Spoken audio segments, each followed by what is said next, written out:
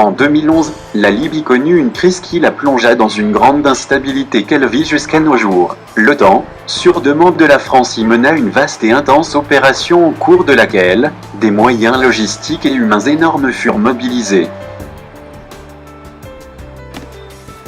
Les statistiques officielles faisaient état de l'utilisation continue de 30 chasseurs F-16 rapides qui appuyaient les 50 000 hommes au sol. 30 000 bombes ont été larguées. Au titre du bilan, ce fut une vraie catastrophe. Plus de 60 000 morts, un pays en ruine et des conséquences sans fin.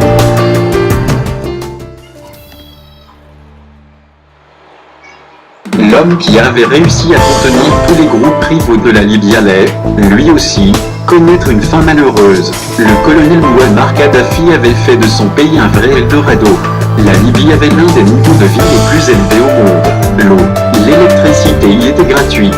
Les logements étaient aussi fournis aux célibataires avec une incitation au mariage. En octobre 2011, il fut tué par les forces de l'OTAN à Sirte en Libye. L'image avait fait le tour du monde.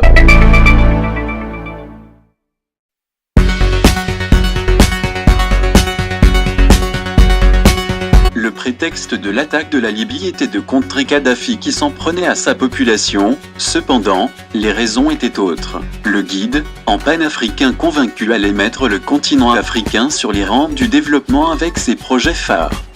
Projet d'un satellite continental. Pour la première fois, une connexion à bas coût devait devenir disponible sur tout le continent, jusque dans les zones rurales grâce au système par pont radio WMAX. Le satellite devait faire sauter les coûts exorbitants de communication sur le continent qui a, à ce jour, les coûts les plus chers au monde. Le satellite africain allait, aussi, faire économiser à l'Afrique énormément, notamment le coût de location de son satellite actuel de communication. Le projet devait voir le jour en 2016. Kadhafi allait lui-même le financer à plus de 80%.